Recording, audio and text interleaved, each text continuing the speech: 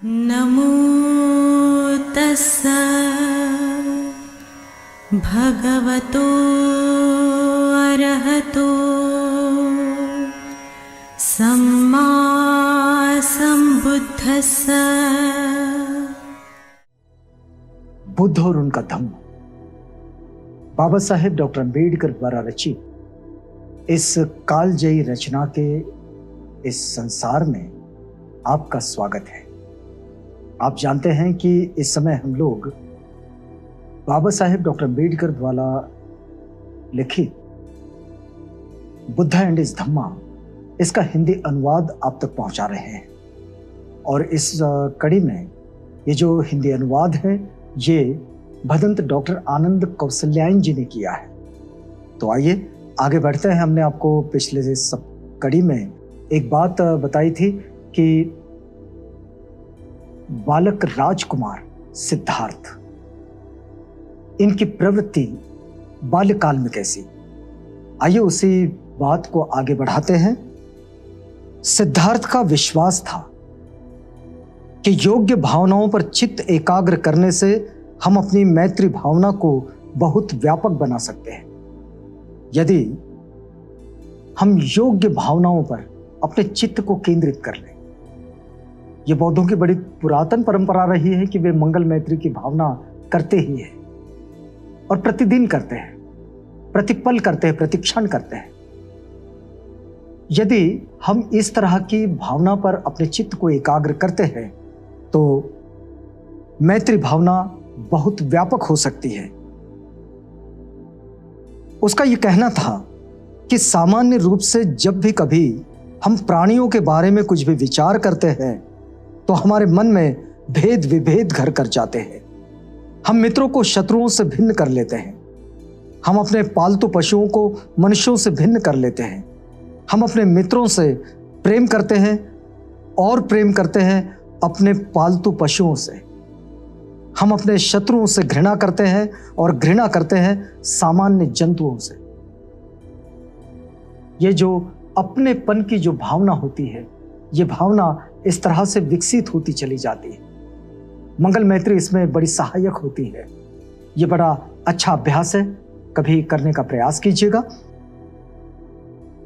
हमें इस विभाजक रेखा की सीमा के ऊपर जाना चाहिए।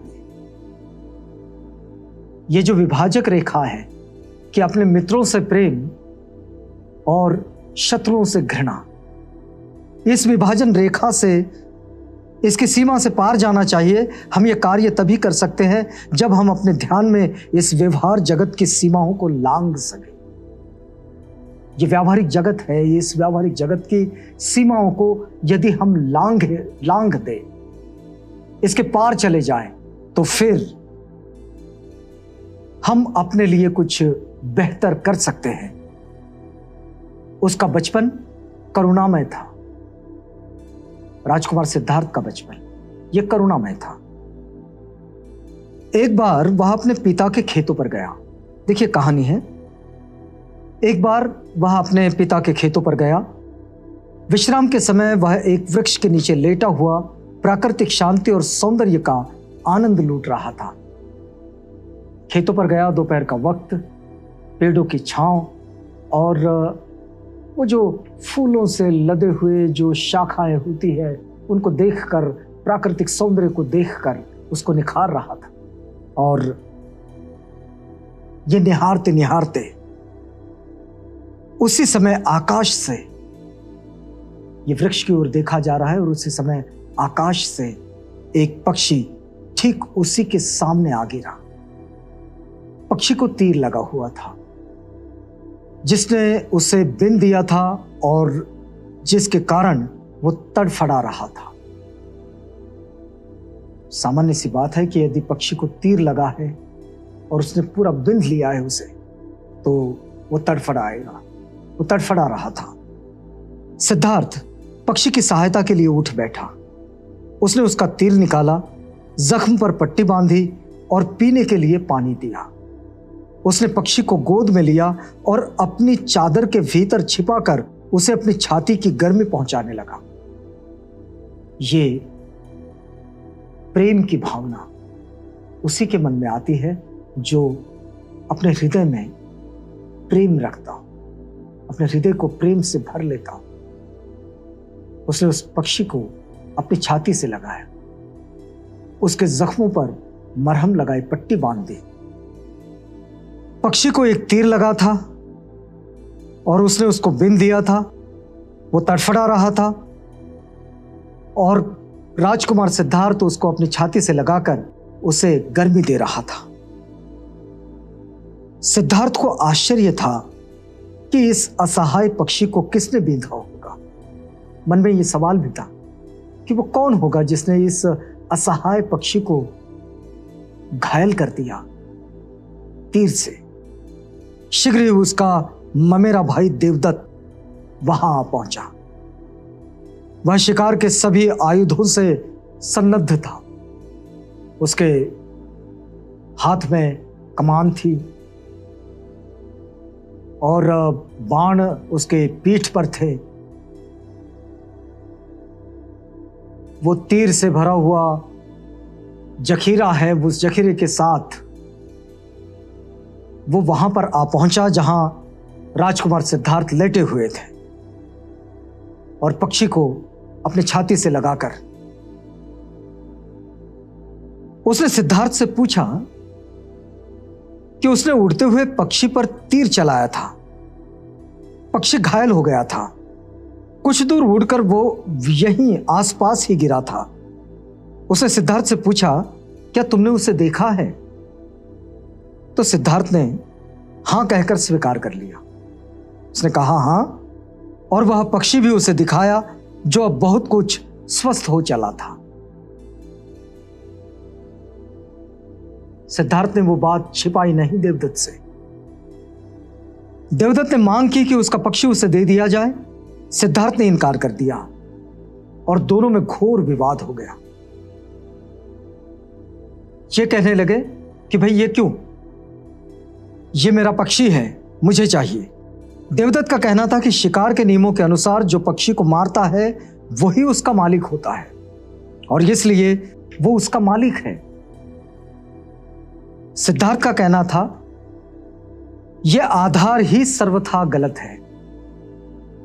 जो किसी की रक्षा करता है वही उसका स्वामी हो सकता है। हत्यारा कैसे किसी का स्वामी हो सकता है? अब यह तर्क भी अपने आप में बड़ा महत्वपूर्ण तर्क है कि जो मारता है वो उसका स्वामी कैसे हो सकता है? भाई जिसने बचाया, जिसने उसको प्राण दान दिया, वो उसका मालिक होगा। जिसने प्राण ले लिए, प्राण लेने की कोशिश की, वो कैसे उसका मालिक हो सकता है? दोनों में से एक भी पक्ष झुकने के लिए तैयार न था और मामला न्यायालय तक जा पहुंचा। अब दोनों इस बात को मानने के लिए तैयार नहीं, तो मामला न्यायालय तक पहुंचा और न्यायालय ने सिद्धार्थ के पक्ष में निर्णय दिया। देवदत्त सिद्धार्थ का बैरी बन गया। यहीं से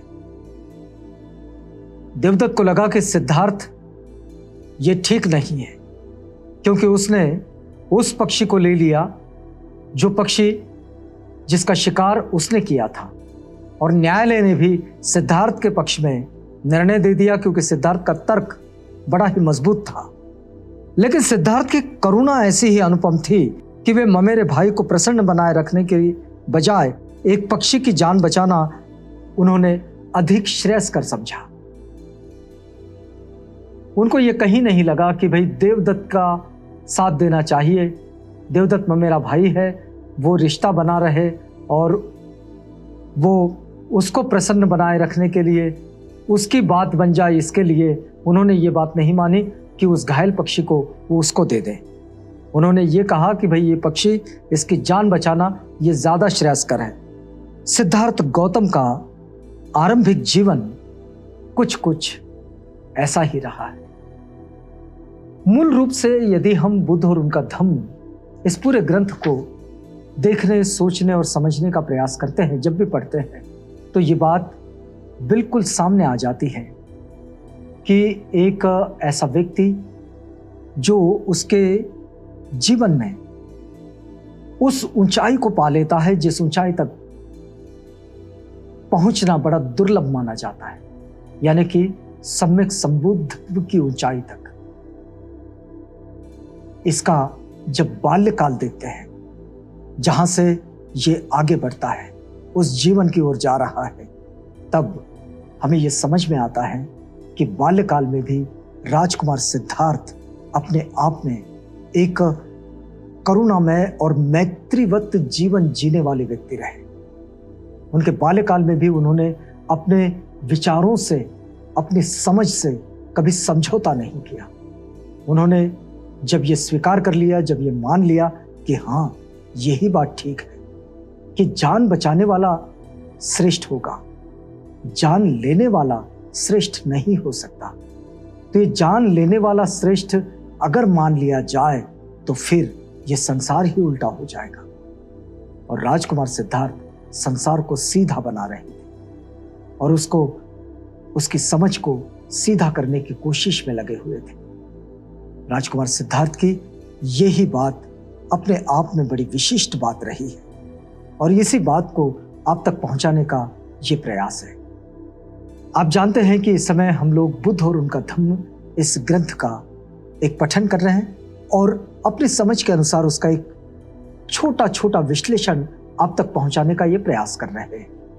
इस कड़ी में अब यहां रुकने का वक्त है, इस वादे के साथ कि कल आपसे पुनः मुलाकात होगी बुद्ध और उनका धम्म इस कालजयी रचना के साथ, जिसके लेखक बाबा साहेब डॉक्टर अम्बेडकर हैं। और ये हिंदी अनुवाद जो हम आप तक पहुंचा रहे हैं, ये हिंदी अनुवाद किया है भदंत डॉक्टर आनंद कौशल्याय जी ने। तो अब हमें इजाजत दीजिएगा।